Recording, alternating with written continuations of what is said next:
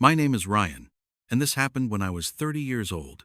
I worked nights as a radiology tech at a small hospital outside the city. I did x-rays and CT scans. If someone in the emergency room needed imaging, they called me.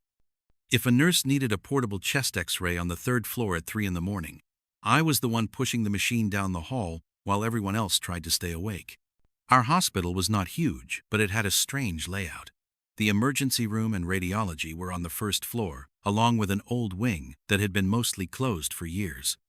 They still used 1 or 2 rooms for storage, but the rest of that wing sat dark and empty at night. No patients, no staff, just long halls and quiet doors.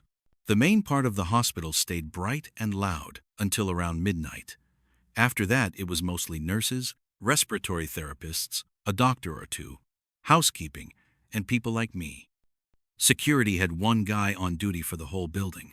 Sometimes there were more cops outside in the parking lot than actual security inside. At first, I liked the quiet of nights. No family members pacing around, no constant overhead pages. It was just the hum of the machines, the squeak of wheels on tile, and the rhythm of my own routine. It stopped feeling peaceful after the night I saw someone standing in the closed wing where no one belonged. It was a Tuesday in late November, the kind of cold that made your breath hang in the air when you stepped outside for a break. Inside, the hospital stayed dry and warm, smelling like disinfectant and stale coffee.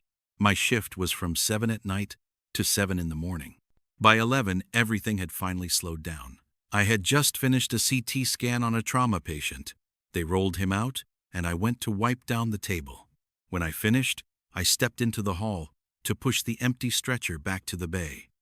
Down the corridor, I could see the entrance to the old wing, a pair of double doors with narrow glass panes. The lights in that wing were supposed to stay off at night. Through the glass, I saw someone standing in the middle of the hallway, beyond the doors. It was a person in a light patient gown, bare legs, bare feet on the tile. Their head was tilted slightly, like they were listening for something. They were just far enough away that I could not see the face clearly. My first thought was that someone from the medical floor had wandered down and gotten lost. Confused patients did that sometimes. I left the stretcher where it was and walked toward the doors. As I got closer, I called out and asked if they were all right and what room they were from. The person did not move. They did not even startle like people usually do when you catch them in a place they know they should not be. They just stayed there in the shadows of that dead hallway. When I reached the doors and pushed one open, the overhead motion sensor should have turned the lights on. Instead, it clicked and flickered, then came on dimly, only halfway down the hall. In that second, when the lights came up, the hallway was empty. No patient, no sound of footsteps, no fading gown disappearing around the corner, just closed doors and old bulletin boards with faded notices from years ago. I walked in anyway. The air felt cooler in that wing. I could hear the faint hum of the building, but it seemed muffled, like the walls were thicker here. The floor was clean, but the smell was different. Dust and chemicals and something else. I checked the first few doors. One led to a supply room with stacks of old equipment. Another was locked. At the third door, I stopped. The clipboard hanging beside it had a chart on it. That made no sense. That room had not housed a patient since before I started working there. I flipped the top page over. The clip held a blank stack of forms. The front sheet had only one thing written on it. My eyes caught my own name scrawled at the top where it should have said a room number. The spelling was exact. I stared at it for a second, feeling the hairs on my arms rise. Then I heard a soft sound farther down the hallway, the quiet creak of a door slowly closing. I put the chart back and moved toward the sound. The light only reached halfway. Beyond that was a stretch of dim blue from the exit sign at the end. I could not see anyone. I decided I had gone far enough. This was not technically my area. I backed out, pushed through the double doors into the normal bright hallway, and felt the strange cool air drop away. At the radiology desk, I told the charge nurse about what I had seen and about the chart with my name on it. She raised her eyebrows and said housekeeping had been using one of the old rooms to store extra linen. She said they probably grabbed an old clipboard. She also reminded me that I had joked about people haunting that hallway the week before and that maybe I was starting to spook myself. It bothered me that she had an easy answer. It bothered me more that it did not feel right. The next night I told myself I was not going to let my imagination mess with me. I focused on my scans and on the routine. Around 2 in the morning, things had quieted down again. I took a portable machine up to the 3rd floor for a chest X-ray. On my way back to the department, I took the elevator down and rolled the machine past the old wing doors. As I passed, I heard something from inside. A soft electronic ding. The sound of a call light being pressed. Patients press call lights from their beds. The light turns on above the door and the sound goes to the nurse station. In this case, there were no patients and no nurses in that wing. Still, I heard it. A clear, short chime from deeper inside. I stopped pushing the machine. All at once the hall felt longer, the light harsher. I stepped closer to the doors and listened. Nothing at first, just the hum of the building.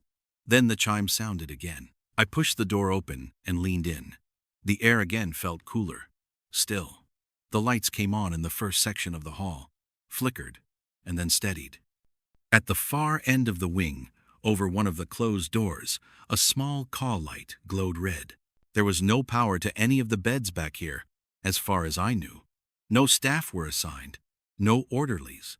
Yet the light was on. It went dark, then came on again, as if someone inside the room was pressing the button over and over. I pushed the portable X-ray machine aside and walked down the hallway. With every step, my chest got tighter. I passed the room that had the chart with my name. The clipboard was gone. When I reached the door with the active light, I hesitated. The room number plaque was cracked. The door itself was slightly ajar. The cycle of the call light stopped the moment my fingers touched the handle. I pushed it open. There was a bed in the center of the room with no sheets. A broken chair in the corner. An old vital signs monitor unplugged against the wall. The bed rails were up. Someone had been there recently. On the little bedside table lay a paper hospital bracelet. It was curled slightly from age or heat. The printed name had faded, but the date of birth under it had not. It was the year I was born. I picked it up. The plastic was still warm from the room. Behind me, out in the hall, I heard familiar, squeaky wheels. My heart jumped. For a second I thought someone had moved my portable machine. I stepped back out into the hallway. The portable X-ray unit sat where I had left it. The double doors to the main hall were still closed. The squeaking sounds continued, but the machine did not move. The sound seemed to come from somewhere above or below, like someone was pushing a stretcher across a surface that was not there. I backed away, pushed the machine out with me, and got out of that wing as fast as I could, without breaking into a run. When I got back to the desk, I tried to explain it to one of the security guys. His name was Kenny. He worked nights and took his job seriously. I told him about the call light and the bracelet. He frowned and said there were still electrical lines running through that wing, and sometimes weird feedback triggered things. As for the bracelet, he said supply probably dumped extra junk in there. I almost believed him until I reached into my scrub pocket to show him the bracelet and found something else. It was not the bracelet. It was a folded napkin from the cafeteria with my name written in thick marker across the front. I felt my face get hot. I never wrote my name on napkins. I had no reason to. Kenny watched my expression change and asked what was wrong. I handed him the napkin with a shaking hand. He looked at it, looked back at me, and shrugged. He asked if someone was playing a prank on me. That idea appealed to me more than the alternatives. It meant this was human, fixable. I started thinking about the few people who knew me well enough to bother. Maybe Mark from night shift. Maybe one of the nurses. For the next few nights, I kept my head down. I stayed out of the closed wing. I still heard things sometimes. Soft rolling sounds in the walls. A distant call light that would start and stop for no reason. The real shift happened on a Sunday morning around 4. I was alone in the CT room finishing up a scan on an older man. His daughter waited in the hallway by the door with a worried look. She had that hollow expression people get after too many nights in fluorescent light. I slid the patient out of the scanner and went to help the nurse disconnect the IV. As we worked, I realized the older man was staring at the ceiling with wide eyes. His lips were moving. I asked if he was in pain. He shook his head slowly. His voice came out dry and rough. He asked why there was a man behind the glass. The only people behind the glass were my coworker Mel and me. At that moment, Mel was taking a break in the staff room, and I was standing right next to the bed. I asked him what he meant. He turned his head with effort and looked straight at the control room window.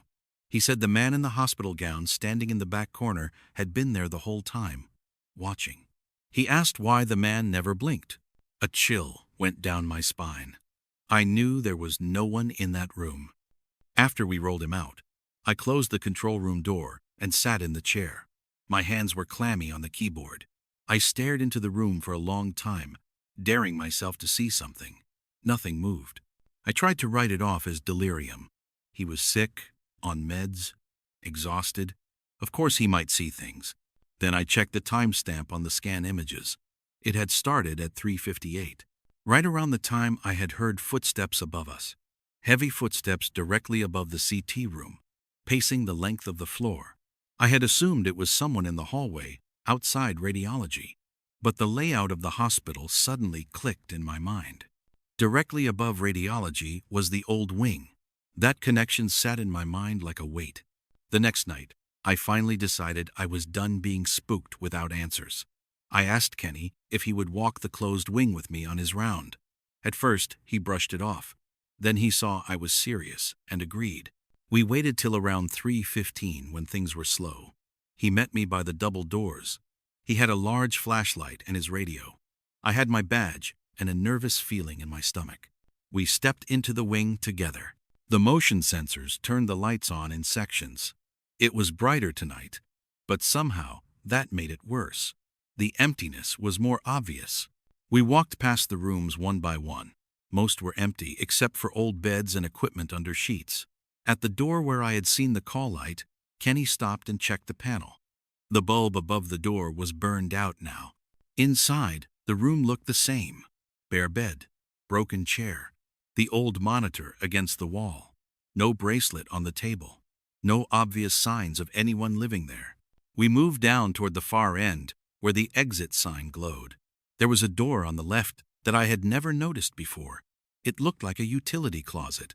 No window, just a plain door with a faded sticker that said staff only. Kenny tried the handle. It did not budge. He frowned and dug out his keyring. Most of the doors in the hospital used badge access by then, but the old wing still had real locks. As he tried keys, I heard something from the other side. A small sound, like a quick breath being sucked in, followed by a scrape against the door. I stepped back, adrenaline kicking through my chest. Kenny froze and looked at me. We both heard it. He finally found a key that turned. The lock clicked. He opened the door a few inches and shined his flashlight in. The smell hit us first. Stale sweat, old food, something sour underneath the chemical cleaner.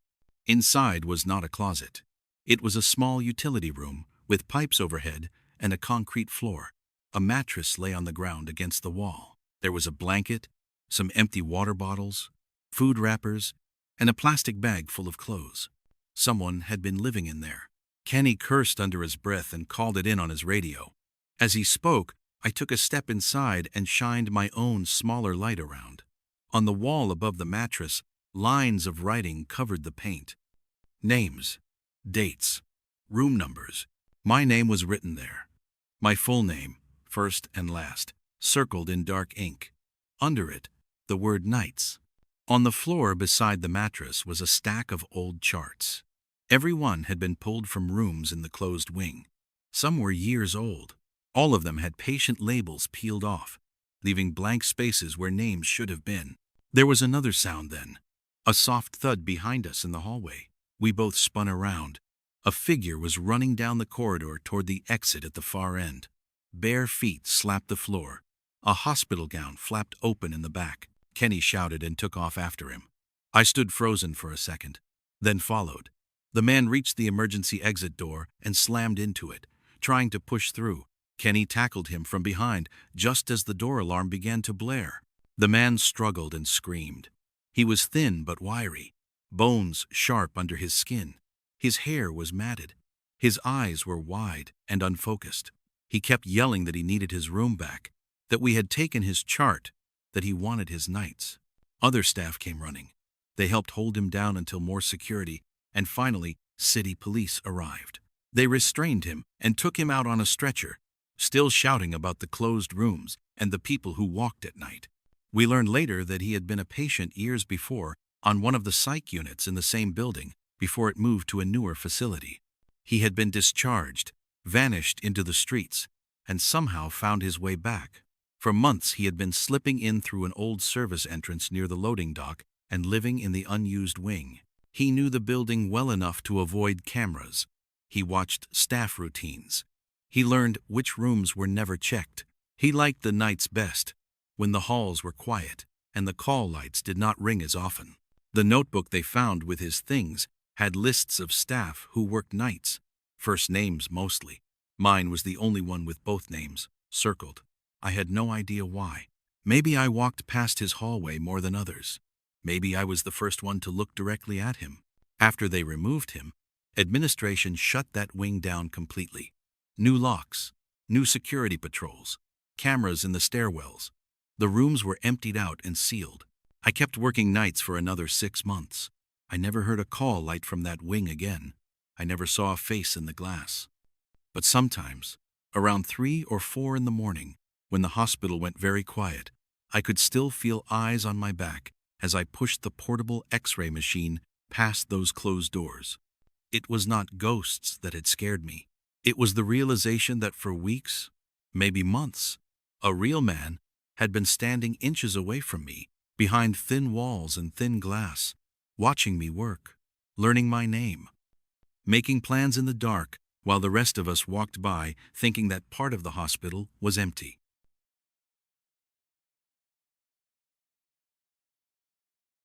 My name is Caleb, and this happened when I was 32 years old, working nights as a patient transporter at a mid-sized hospital.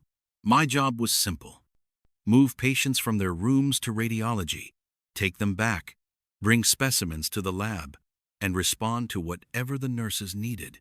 I walked miles of hallways every shift, so I knew the building better than most people who worked there. The hospital had 5 floors. The 5th was offices and storage. Most of it shut down after 6 at night. A few lights stayed on, but the whole floor took on a strange, hollow feeling after hours. When the air handlers kicked on, the vents made long metallic groans through the ceiling. If you were up there alone, it never felt like you were the only person on the floor. I used to tell myself it was just the building settling, until the night I found out I was wrong. That shift started like any other. I clocked in at 7 and immediately got sent to the 3rd floor to pick up a patient for a CT scan. The night staff were already tired. The nurse handed me the chart and joked that I should switch careers while I was still young enough to do it. The halls were quiet, except for the occasional call light ping. The elevators rattled like always. Everything felt normal. Around 9:30, my radio crackled, and I was told to bring a specimen to the lab on the 1st floor.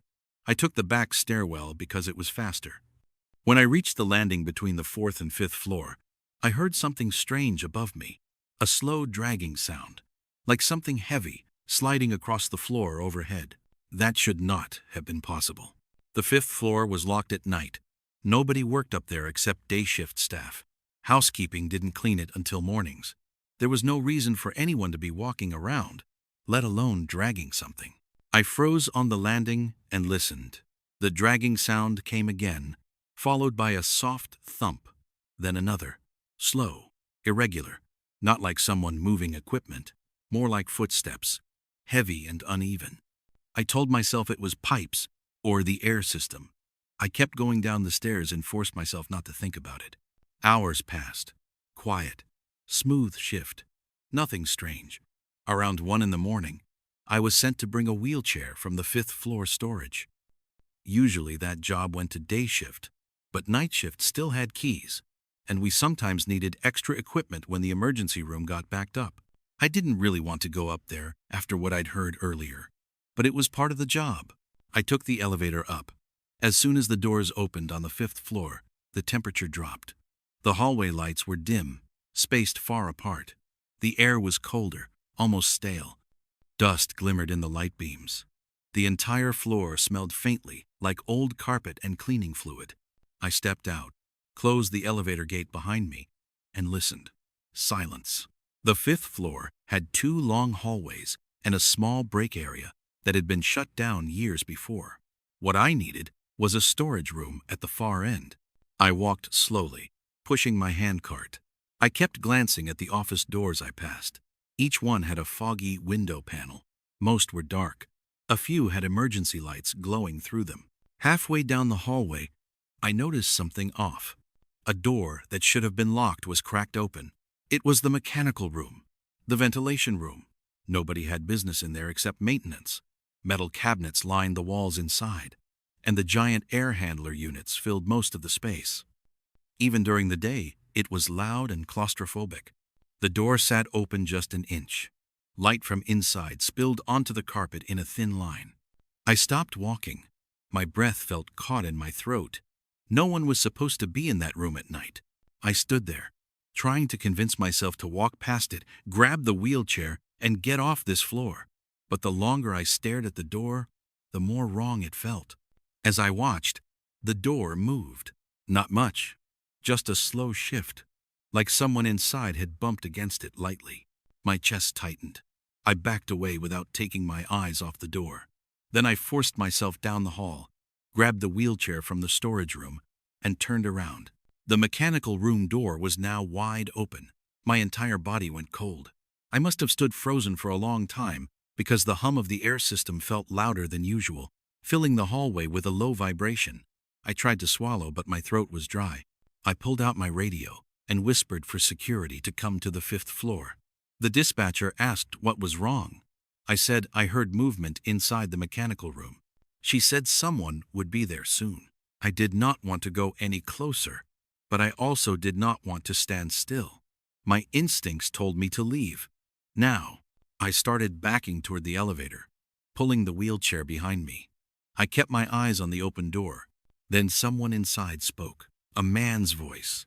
Low. Calm. Too calm. He said quietly, "You're early." My heart dropped into my stomach. My legs felt like they changed weight. He spoke again, louder this time, but still too calm. "Come here." I turned and ran for the elevator. Not a jog, not a fast walk, a full sprint. My shoes squeaked on the tile. The air felt thick as I tried to breathe. I jabbed the elevator button. The doors opened after one agonizing second. I pushed the wheelchair in, slammed the gate shut, and hit the button for the 1st floor. As the elevator started to move, something hit the metal gate from the other side. A sharp metallic bang that echoed through the elevator shaft. I jumped back so hard I hit the wall. The elevator rattled as it dropped floors. When the doors opened on the 1st floor, an officer was waiting for me. My hands were shaking. I told him everything I heard. He and another officer rode the elevator back up while I waited in the lobby with a nurse who had seen my face and immediately pulled me into a chair. They took almost 20 minutes. When the officers came back down, they looked tense. They told me the mechanical room door had been open when they arrived, but nobody was inside. They checked every corner. Nothing. But they also found something. A makeshift bed. Someone had put a stack of old blankets behind one of the large air units.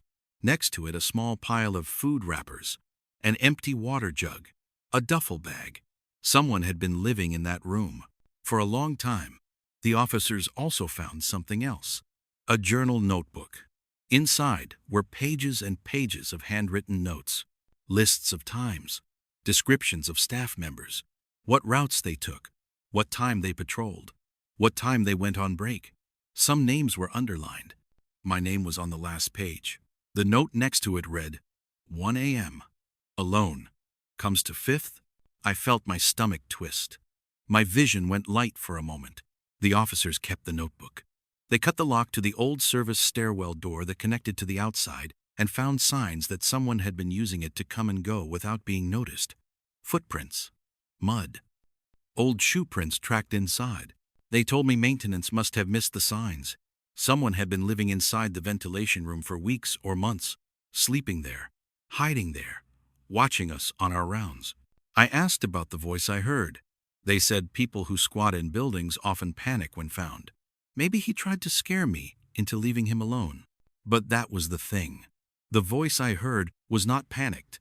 It was steady, confident, like he knew me, like he had been expecting me to show up in that hallway at that time. I told my supervisor I didn't feel safe working nights anymore. She understood. Within a few weeks, I transferred to the day shift. I never went back to the 5th floor again. The hospital added cameras. They added alarms. They sealed off the service stairwell. But nothing they did took away the memory of that voice coming from a dark room where no one should have been. I still remember exactly how he said it.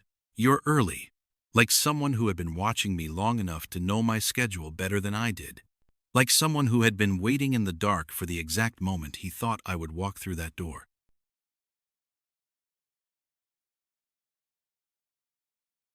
My name is Mitchell, and I was 33 when this happened. I worked nights as a patient sitter in a regional hospital. If a patient was confused or at risk of falling or pulling out lines, I sat in their room for the entire shift. 12 hours of watching, listening, and staying alert while the rest of the floor tried to sleep or keep itself together. Some nights were easy. Others were long stretches of darkness, broken only by call lights and the occasional overhead announcement. But nothing prepared me for the night I was assigned to room 417. When the charge nurse handed me the sheet for my assignment, she hesitated. "You'll be in 417 tonight," she said. "The patient can get agitated, so try to keep things calm." I asked what kind of agitation she meant. She said the patient, an older man named Frank, had been transferred over after a medication reaction. He was confused, easily startled, and sometimes said he saw people in the room who were not there. That should have been enough of a warning. It wasn't. The shift started like any other. Nurses were doing med passes, monitors beeped softly behind closed doors, and housekeeping pushed their carts down the dim hallway. I walked into room 417 around 7:15 with my clipboard and a fake smile I always used to make people feel comfortable. The room was dark, except for one small lamp near the wall. The sink dripped rhythmically. A portable oxygen tank hummed beside the bed. The man lying there looked frail, but alert. His eyes followed me as I stepped inside. "You're new," he said, voice gravelly. I explained I'd be sitting with him through the night to help keep him safe. He nodded, but looked past me toward the doorway like he expected someone else to walk in behind me. The first few hours were uneventful. He dozed off, woke up, muttered something about the air being too dry, then drifted again. Around 10:30 he woke up suddenly, breathing hard, gripping the railing. "He's back," he whispered. I leaned forward. "Who is?" He pointed to the corner by the bathroom door. "The man who keeps coming in." No one was there. I told him it was just his mind playing tricks on him. He shook his head firmly. "No, he watches from the corner. Then he goes behind the curtain. Sometimes he stands by the sink. I can hear him breathing." The hairs on my arms lifted a little. Delirium was normal. That part didn't scare me. It was how sincerely he said it. How his eyes tracked that dark corner like he truly saw someone standing there. I turned on the brighter overhead light. The empty walls and cabinets glowed into normality again. No one was in the corner. No shadow that didn't belong. He relaxed a little and laid back. Midnight passed quietly. I sat in the chair at the foot of the bed, filling in my notes, sipping stale coffee. Floor 4 at night always felt strange. Too many closed rooms, too many silent beds. Some nights it felt like the whole building leaned in to listen to the smallest sounds. At 1 in the morning, Frank woke again. This time his eyes were wide and sharp. He stared past my shoulder. "He's behind you now." My chest tightened. I turned slowly, but the room was empty. Only the flickering hallway light leaked under the door. I walked over and checked the bathroom. Checked behind the curtain. Checked the closet. Nothing. I told him again it was the medicine making him see things. He didn't respond. He just kept watching the same empty space, as if the thing standing there might move if he looked away. Eventually, he drifted to sleep again, shallow and restless. I kept glancing around the room without meaning to, checking corners, listening for footsteps that weren't there. At 2:30, the oxygen monitor started beeping. I stood to adjust the tubing when I noticed something that made my stomach drop. The bathroom door, which I had checked twice, was now open by about 6 inches. It had been fully closed the last time I looked. I stepped toward it slowly. The air in the doorway felt colder. Just slightly, but enough to make me swallow hard. I pushed the door fully open with the back of my hand. The bathroom was empty. I told myself the air vent must have pushed it. Or maybe one of the nurses had opened it earlier and I hadn't noticed. But the nurses didn't enter without telling me. They always made noise. No one had come in. I shut the door again. This time I tugged it to make sure the latch clicked. 10 minutes later it was open again. A little wider this time. I felt the room press in around me. Not actively threatening, just wrong. Not how a normal hospital room feels at night. The silence was too thick. The shadows didn't feel neutral. I moved my chair so I could watch both Frank and the bathroom door at the same time. I didn't blink much after that. At 3:15, the hallway outside got busy for a moment. A rapid response was called down the hall and staff rushed past the door. The commotion lasted about 10 minutes. I stood in the doorway watching the monitors while the nurses stabilized the other patient. When things quieted again, I returned to my chair. The bathroom door was open halfway. And something else had changed. The privacy curtain hanging near the foot of the bed was now slightly pulled forward. Not much, just a few inches, but enough for someone to hide behind if they were very still. I had not touched it. Neither had Frank. He had been asleep. My breathing got shallow. I walked over and grabbed the curtain edge between 2 fingers. My hand trembled slightly. I told myself it was nothing. Air currents. Someone brushing against it earlier. Anything that made sense. I pulled the curtain aside in one quick motion. Nothing was behind it. Empty space, tile floor, clean linen stacked neatly. But I could not ignore the fact that it had moved. Frank woke again around 4. When he saw me standing tense in the middle of the room, he whispered, "He's not here right now. He goes in and out. Sometimes he stays in the wall." I wanted to ask what he meant, but I didn't. I didn't want details. I didn't want to hear anything that made the shifting doors and curtains harder to explain. At 4:30, a new sound began. A slow, creaking noise coming from the vent above the bathroom door. A long groan of metal, expanding or shifting. Except it wasn't just one groan. It kept happening. Creak, pause, creak, pause, creak. Like someone was crawling or moving inside the ventilation shaft. I stood under it listening. The noise was rhythmic, but not mechanical. It had weight to it, a dragging quality, like fabric sliding across metal. I backed away until I hit the wall. I kept my eyes on the vent. The creaking stopped. Then came a soft clicking sound, like fingernails tapping metal. I ran into the hallway and called the charge nurse over. She came in, annoyed at first, then confused when I pointed out the bathroom door that now sat fully open, and the curtain pulled another inch forward. She checked the chart, checked Frank, checked the bathroom herself. She stepped on a stool and opened the vent grate. A rush of cold air came out, much colder than it should have been. She shined her phone light inside. Her expression changed instantly. Her face drained of color. She backed down slowly and didn't say a word. She stepped out and called security. 2 officers arrived 10 minutes later. They checked the vent with flashlights. The grate had faint scratches inside, long and thin, like something had been dragged repeatedly along the metal, or like fingers had gripped the inside edges. They traced the duct location. It led to a maintenance access room further down the hall, behind a storage closet. They opened it. What they found made every muscle in my body tighten. Inside the narrow maintenance room was a pile of blankets, food wrappers, empty water bottles, and a small flashlight. Someone had been living in there.